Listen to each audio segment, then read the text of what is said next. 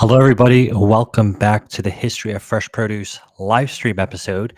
And if you haven't been able to tell, Patrick is not here. He's actually traveling today, today being Wednesday. So it's actually not Wednesday when I'm recording this. So it's live when I'm recording it, but not live when we're streaming it per se. So the semi live stream today. But we didn't want to cancel this live stream completely. So we decided that I would do this one on my own in a semi live format and recording live, but streaming it a few days later. So we hope you can forgive us, but I think you're all going to really enjoy this story. Now, before we delve in, a quick state of play. So, since our last live stream, you would have heard our bonus members club episode, which we made available to everyone in honor of Black History Month. And that was, of course, African American produce in Chicago with a very special guest, Dario Durham. Then we also had an episode on Russia, Ukraine, and the Seymal Undung movement, which was requested by our creative director, Jehoon. And just yesterday, you would have heard the history of olives. And coming up next, in the coming weeks, you'll get a two-part, well, actually two-part series. First, the history of chili peppers, and then after that, the adventures of Robert Fortune, who, if you don't know that name yet, you're going to learn it very quickly because he had an amazing story and basically the first case of industrial espionage. And of course, it had to do with, well, a kind of produce. But more on that later. Now, our episode today ties in very well with our episode on the history of olives, which just dropped. And we thought of including it in that episode initially, but it really needed more time that was allowed given what we had in that episode. So we figured we'd use our live stream episode to do it justice. And so that's what we're going to talk about today. And so the story centers around a dinner party at a Lakeside Club in Canton, Ohio in 1919. It was supposed to be a celebration, an evening to honor a Colonel Charles C. Weybrecht, who had just returned from serving in World War I. But what followed would be a tragedy that took the lives of several prominent citizens and left the town completely stunned. It would also go on to significantly shape our food safety systems here in the US, actually. So much of what we know today about this incident actually comes from the vivid recollections of William H. Morgan, who is the son of Colonel Weybrecht's friend, who was only 15 years old at the time, but never forgot those fateful days. And this was all recorded back in the 1980s as part of an oral history. So a lot of what we know about these days, the early days of this incident, is thanks to him. So let's dive right into it. So, Mr. Weybrecht, who was he? So he was born in 1868 in Alliance, Ohio. He was a student of military history and really joined the Ohio National Guard at early on in his life. And he was a towering figure, both in stature and personality, a man that was just completely beloved by his troops, known for his bravery in battle, his warmth, his generosity, just all in all, a great person from from the descriptions we get of the man. And he spent decades in the military, first in the Spanish American War and then on the brutal front lines of the First World War. And after months of overseeing the return of troops from France, Colonel Weybrecht finally arrives in New York aboard the steamer Rotterdam on July 22nd, 1919. And his wife Emily and a family friend, Mrs. Lambourne, are there to greet him. And once he gets off the boat in New York, he makes his way to Camp Dix to finalize his discharge. And so, by all accounts, it really should have been a moment of triumph, the months coming up ahead. This is a man who had given up everything for his country, who had endured the horrors of the Moose Argonne offensive, one of these brutal offensives in World War I, and had to watch as young men under his command suffered unspeakable losses. And yet, despite all that, he remained a deeply kind and jovial man. And William Morgan, who knew him well, described him as this larger than life person, someone who loved telling stories, especially to young people. So it was hard to imagine him having an enemy in the world. And that is something that makes what happens next all the more shocking, because within days of his return, a simple meal would lead to one of the most notorious cases of food poisoning in American history, and what historians now call or refer to as the Great Olive Poisoning. So let's move forward in our story. So here we are. It's the evening of August 23rd, 1919, at the Lakeside Club in Canton, Ohio. And the club had scheduled a dinner dance that night. And Mr. and Mrs. Garris of Sebring, who were members of this club, thought it would be a good opportunity to entertain the colonel, who had just returned from France only a month before, and have a number of their mutual friends join in on the party.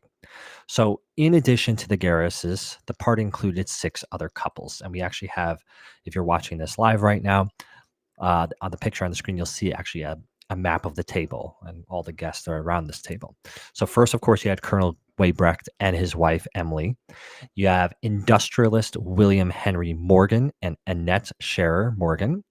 You have jeweler John C. Scherer and Catherine Kit Balu Scherer, who actually are the, well, in-laws of William Henry Morgan.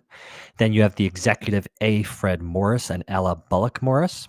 You have Salem newspaper publisher Lewis H. Brush and Maud Snowden Brush. You have Dr. Willis Sanford and Jesse Williams Sanford. And then you also have an iron magnate, Clems Bates and Mary Bates.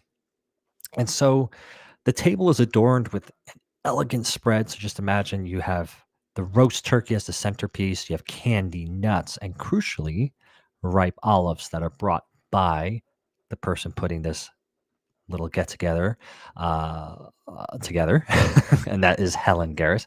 And she just wanted to add an extra touch to the decorations that was already standard for this meal at the club. So everything's getting off great initially, but what starts as this festivication is soon going to take a sinister turn. And the first clue, or should we say warning sign, came from Annette Morgan. She picks up an olive and notes that it's soft and strangely mottled brown, not the deep black it should have been. Instinctively, she takes one bite, finds it off putting, and wisely leaves the rest on the table. Just has enough. In a similar case, you have Ella Morris, who catches a suspicious whiff of her olive and warns her husband Fred against eating any, and he listens and is therefore spared. But not everyone at the table is as cautious. So many guests eat the olives without a second thought, and some take just one, others several. But here's the key observation. Those who fell ill had all consumed the olives in varying amounts. And yet, at first, no one suspects the olives. Instead, the prime suspect for the poisoning is the main course, the roast turkey. And this really makes sense because, again, this is 1919. We're talking about an era before modern refrigeration. There was no deep freezers as we know them today. So cold storage techniques were rudimentary at best. And the turkey had been frozen, yes, but not at the reliably low temperatures we'd expect now.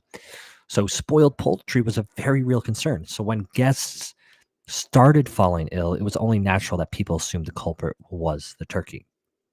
But there's actually another factor at play here: prohibition. So the Volstead Act had just come into effect the previous month of this event, and alcohol was already illegal. And nevertheless, though, Bill Garris had smuggled in some liquor, and a few of the men were drinking in the club's grill.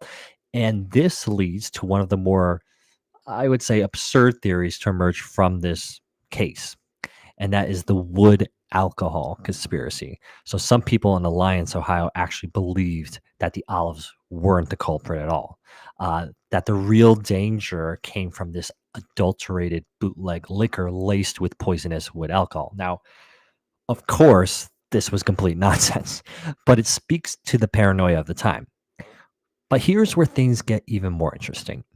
So, some survivors later swore that drinking alcohol had actually protected them from the poisoning, and that those who had taken a couple of drinks didn't suffer as badly. So, could alcohol have saved them? I mean, I doubt any modern medical authority would support that theory. A far more plausible explanation is that some of the olives were simply more contaminated than others. The toxin wasn't being evenly distributed, so the severity of the illness varied depending on which olives were eaten and, of course, how many. And speaking of severity, one of the first to fall ill was the guest of honor himself, Colonel Weybrecht. So shortly after dinner, he becomes nauseated, and you might think, well, perhaps this is an early reaction that saves him, right? But tragically, it does not, and we'll learn that very soon. So whether it was the olives or something else that made him feel sick so soon, we'll never know. But what we do know is that this was just the beginning. The poison was already at work.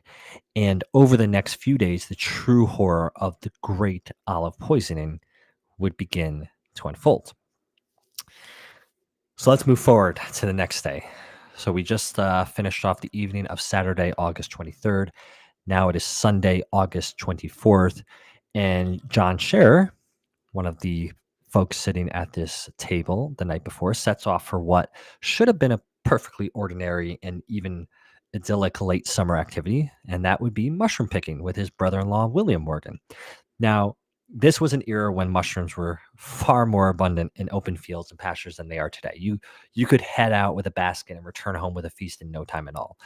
And William, like any seasoned forager, knew to be cautious. He stuck to the common field mushroom and a safe bet, right? Because you don't want to mess with that because there are plenty of tempting alternatives. But the problem, of course, is that some of those look an awful lot like their far deadlier cousins in the Mantia family. So mistaking one for the other could be, well, quite frankly, fatal. So alongside the mushrooms, they also picked something called puffballs, which are these round fungi that, when mature, release this cloud of spores. If you squeeze them, nothing out of the ordinary happened. But then the day takes a strange turn. In the afternoon, following the whole mushroom picking event, John Scherer walks to his mother's house a block or two down the road, and it's there he notices something unsettling. He peeks out the window and he asks his mother if he sees two girls walking up on Union Avenue. They're dressed identically, they're moving in perfect unison, but his mother looks at him and says, "No, I only see one." And this is a worrying sign. And he ends up actually not being alone with this observation. So elsewhere during that day, Helen Garris, again, the woman that put on this event and this gathering of people, spent the day golfing, had also experienced double vision. Also, Charlie Weybrecht, and a pattern is beginning to emerge, though no one realizes yet the significance. And within hours, more symptoms would appear, leaving no doubt that something was very, very wrong. So now it's the morning of Monday, August 25th, and William Morgan learns that John and Kit Scherer, again his in-laws, are falling gravely ill. Their symptoms are growing worse by the hour. They have impaired speech, difficulty swallowing, struggling to breathe. And so a doctor, Dr. Roach of Alliance, suggests after examining them, it might be fungus poisoning.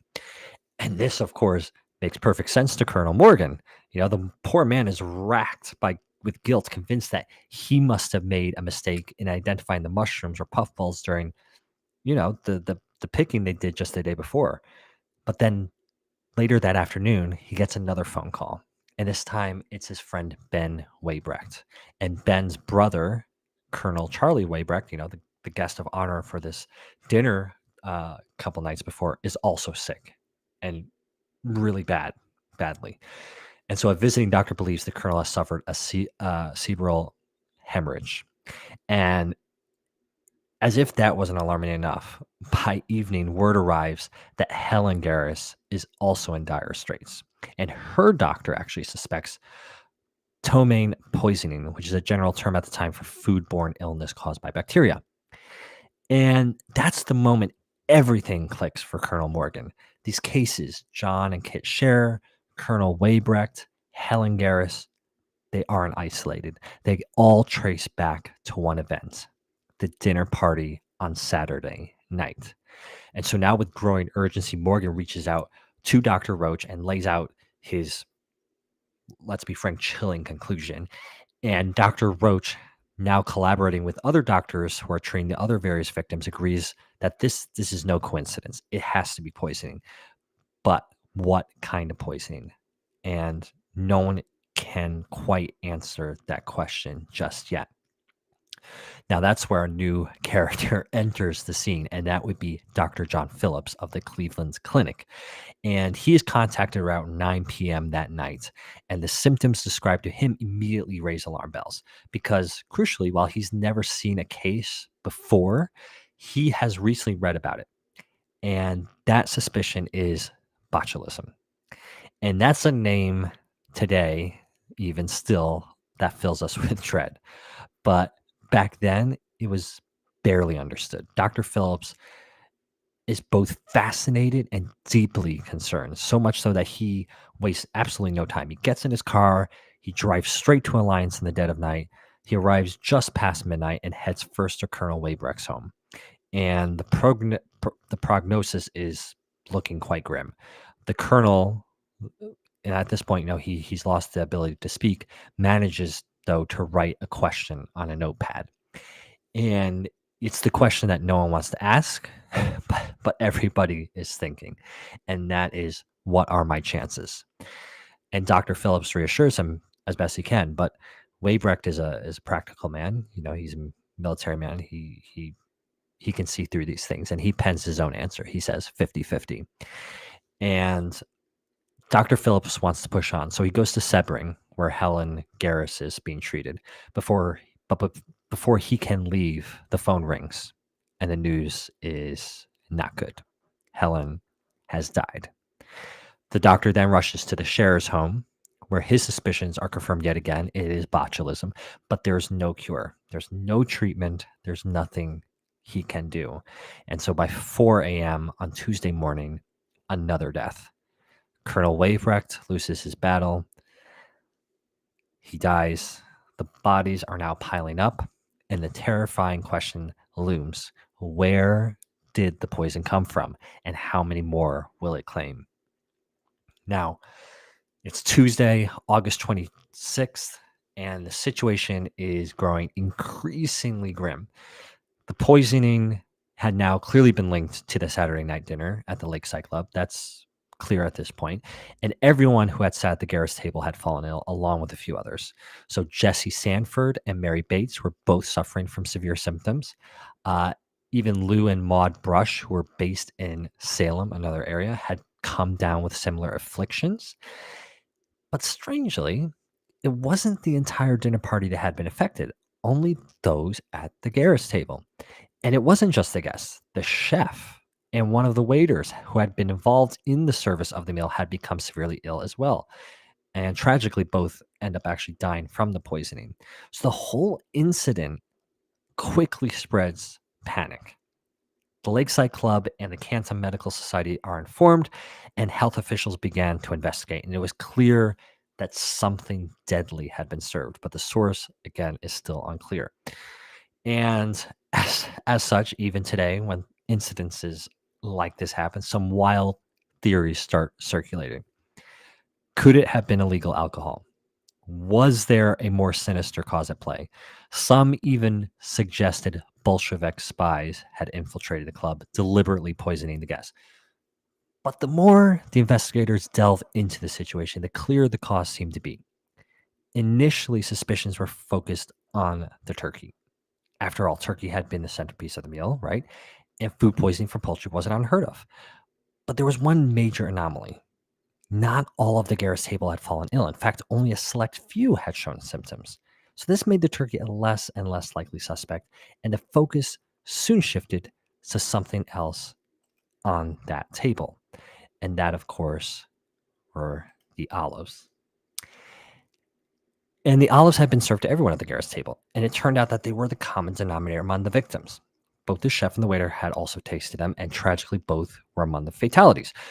One of the waiters had actually even noted that the olives tasted odd. He was actually particularly concerned about the strange flavor that he asked a colleague to try one, but his coworker refused. In hindsight, good decision.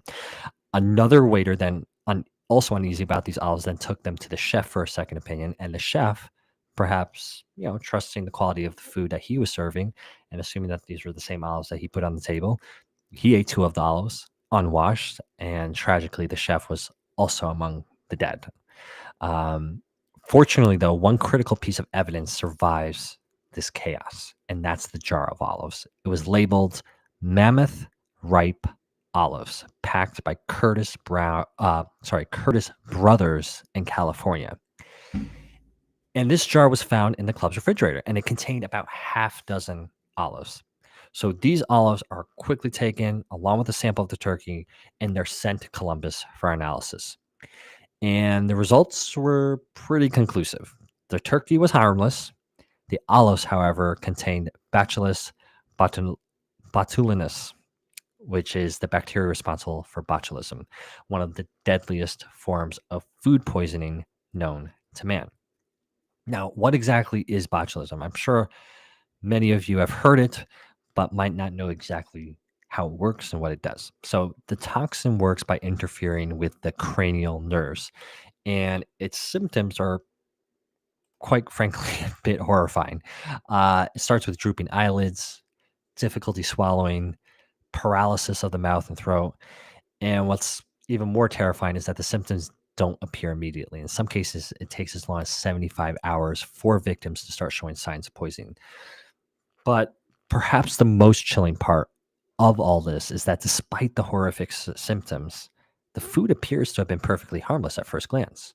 There's nothing visually uh, indicating that the food has gone bad. So later that night, Tuesday night, another victim succumbs to the poisoning, and that is John Scherer. So the tally of the dead is growing, yet still, and the town is now completely gripped with fear. We move into Wednesday morning, August 27th, and Kit Scherer, the wife of John Scherer, dies as well. And the growing tragedy continues to unfold. And at this point, the local newspaper, the Alliance Review, picks up the story.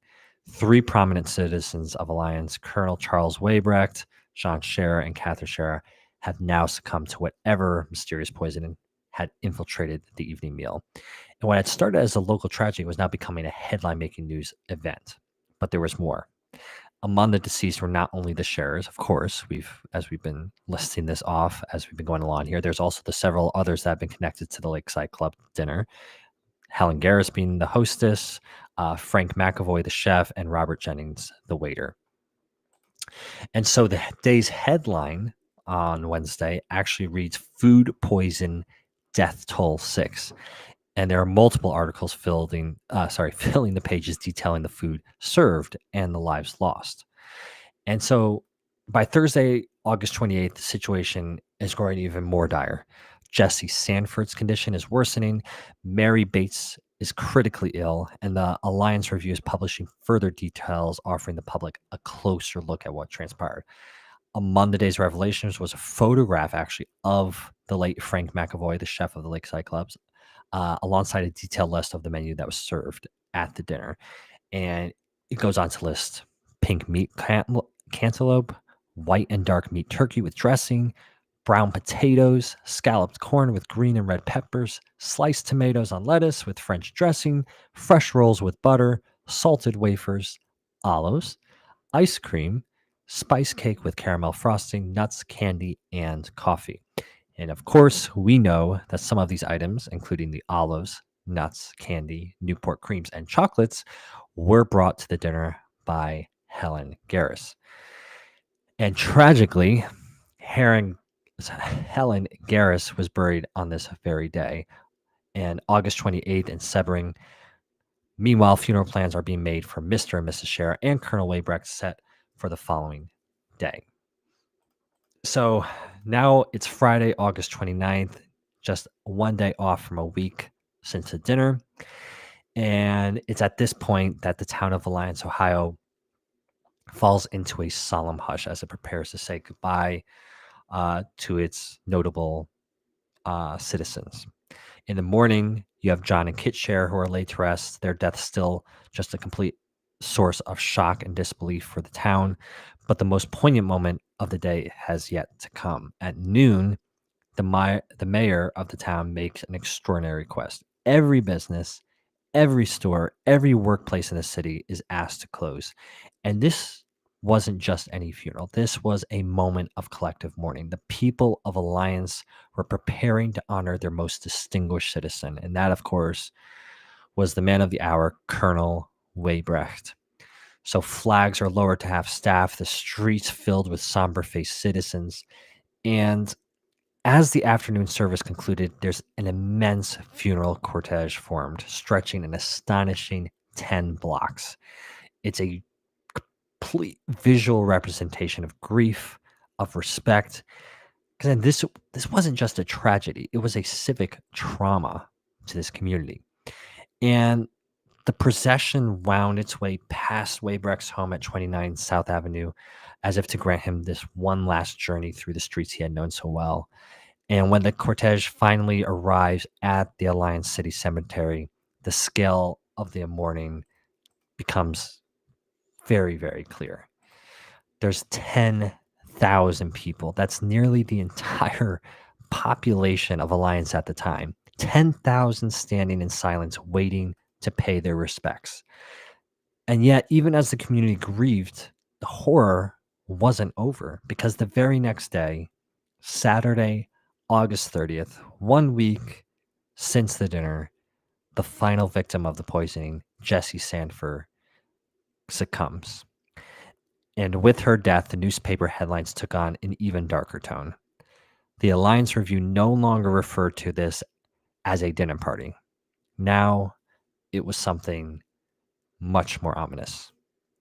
It was known as the Death Banquet. And it's a name that carried weight because it told the world this wasn't just an isolated tragedy. It was an unfolding catastrophe. And yet, there was still one more guest clinging to life, Mary Bates, barely holding on, her fate uncertain. And so the whole town of Alliance holds their breath and waits. Was this nightmare finally coming to an end, or would the death banquet claim yet another victim? Now, some good news, I guess, in this story. Luckily, no, there was not going to be another victim. Lou and Maud Brush, we touched on a little while ago at this point, have recovered, as does Mary Bates, the one that was clinging by a thread, if you will. That said, it did take her months before she completely regained her health, but she lives on to live another day. And while these terrible events were unfolding, there's one man that we haven't even touched on yet that's hard at work on the sidelines. And that man is Dr. Charles Armstrong, this young physician who had only 6 weeks earlier been sent by the U.S. Surgeon General Rupert Blue to Ohio to provide assistance to the state health officer. And Armstrong's investigation noted that those who had consumed the olives were the first to die. The survivors, so those who had ate fewer, described this unpleasant sensation. The olives, quote, bit the tongue, stuck to the tongue, or were simply not fit to eat. And Armstrong also found the ripe olives came from a vacuum sealed jar and, as such, concluded, quote, something had occurred to destroy the vacuum in the jar. For in opening it, the lid is said to have come off easily without having been punctured and without the use of instruments. And the lid ends up, unfortunately, being discarded. So there was no way to necessarily prove it exactly, but they were able to recover the glass jar. And the observation made by Armstrong about that piece of the packaging was that it was neither cracked or defective in any way. So there's good reason to believe that there was something wrong with the sealing of that jar. Now, a month later, over in Grosse Pointe, Michigan, another case is making headlines in the news. There's a well-to-do family named the Sales that had mysteriously fallen ill after consuming, once again, ripe olives. And this catches the attention of William Morgan, who recalling the Ohio outbreak wastes absolutely no time at all in alerting the attending physician and directing him to consult Dr. John Phillips at the Cleveland Clinic. And the result? A diagnosis of botulism traced back to, yes, you guessed it, the mammoth ripe olives backed by the Curtis brothers in California. And just as they were connecting the dots between Ohio and Michigan, another case crops up, and this time in Greensburg, Pennsylvania. Again, the same patterns emerging, and the culprit, once more, the Curtis brothers' olives. And it became clear that this was no isolated incident, but a widespread public health catastrophe. So, the crucial question was, of course, how many contaminated jars were out there? How many people had been poisoned without anyone realizing? The true scale of this disaster will obviously never be known, but what is clear is that the scandal proved fatal, not just for the victims, of course, but for the Curtis Brothers Company itself. That between the bad press, which was really completely relentless, the business was no more. It folded and it shut down. In total, 19 lives are recorded to have been lost across multiple states from this incident. And Armstrong's investigation traces the origins actually of these deadly olives back to one woman, and that is Mrs. Freda Amon. And Freda is a towering figure in the history of California agriculture. She was, after all, actually, the mother of the modern California ripe olive industry. And so, having arrived in California as a widow in the 1890s, she had originally actually invested in an olive ranch called Olive Hill Grove, only to lose it. But she didn't give up. Instead, she perfected a method for pickling olives and built a business all around that, which would become a titan of the industry. And by 1900, her company was thriving. She ran a massive processing plant in Earlville, California, with 90 vats dedicated to olive production. But despite her success, the events of 1919 cast a long shadow, to say the least.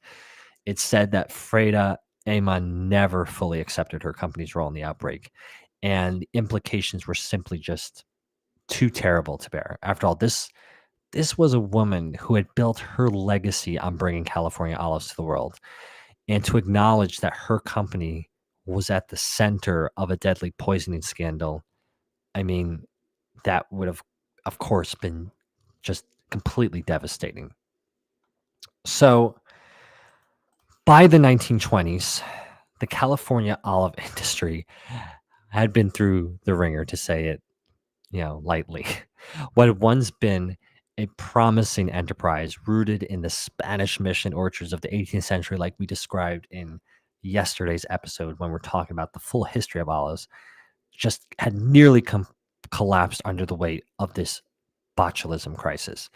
Consumers, understandably, were shaken by the deaths, and the media frenzy were completely reluctant to trust canned olives ever again. And yet, out of this disaster came something transformative: the birth of modern food safety regulations in America. And the National Canners Association and the California Canners League recognized the existential threat this crisis posed, not just to olives, but to the entire canned food industry. And their response was twofold. So, one part, of course, was damage control. And if anybody's been through a food recall or anything like that, that's pretty much the first step you're going to take. Then the other was a genuine effort to understand and mitigate the risks of botulism in canned foods. So the Botulism Commission forms in 1919, laying the scientific foundation for food safety standards, introducing sterilization processes, rigorous inspections that would actually extend far beyond olives to the broader canned food industry. And while some of their initial efforts were about shifting blame and downplaying the issue, in the end, they leaned into reform. And so in the 1920 emergency regulations under the California Proof Foods Act, uh, was a crucial first step, but enforcement was limited. And it wasn't until the Cannery Inspection Act of 1925 that real oversight took hold, ensuring that olives and again other canned goods met strict safety standards. By then, even the industry itself was advocating for federal inspection. So just imagine that. What a striking turn of events. And it's incredible to think that this small, seemingly niche food crisis helped shape the broader relationship between government, industry, and science in America. The olive disaster of 1919 could have completely destroyed the industry, but instead it forced the development of a regulatory framework that still underpins food safety today. And so the California's Food and Drug Branch, which inspects hundreds of canneries today, still traces its root back to this crisis. And while foodborne botulism is rare in modern times, uh, and I think it's about maybe 7% these days in terms of cases that exist. It still is a potential for devastation. Um, Effects, right? I mean, you still don't want that. And it keeps food regulators really ever vigilant in tackling that risk. And yet, for all these advances, the California olive industry itself took more than a decade to recover. After 1919, outbreaks linked to the canned olives continued until 1924, further eroding consumer confidence.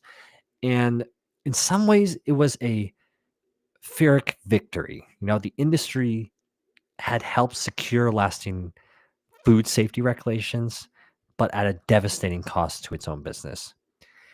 It's a cautionary tale then of an industry that nearly perished, but ultimately played a pivotal role in the evolution of food safety. It's a reminder that disasters often spur change. And in this case, the great olive poisoning reshaped the way we think about food security, government oversight, and public trust in what we eat. And that, I suppose, is the great irony, isn't it? It's a crisis that threatened to destroy consumer confidence in canned foods that ultimately made them safer and more trusted than ever before. But for the California olive industry, that was, let's say, a pretty big, bitter pill to swallow. And so, with that, we've reached the end of this story on the great olive poisoning. And I hope all of you have enjoyed this um, different live stream with me going solo. If you did enjoy it more than the usual ones with Patrick by my side, please don't tell him. Uh, if you prefer us together, good news for you because we will be continuing to coming back to you together and doing more episodes. As always, we appreciate all the support, all the comments that you send us. Uh, if you do, as always, you probably are getting sick of hearing us say it, but we do like to encourage as many people to join as possible. If you enjoy what you hear and the community around history and produce, do consider joining the History of Fresh Produce Club. You'll get bonus episodes, access to discounts on books and merchandise, and so many other things. So, on that note, until next time, it's goodbye for me, John Papp, and we'll see you next week. Bye bye.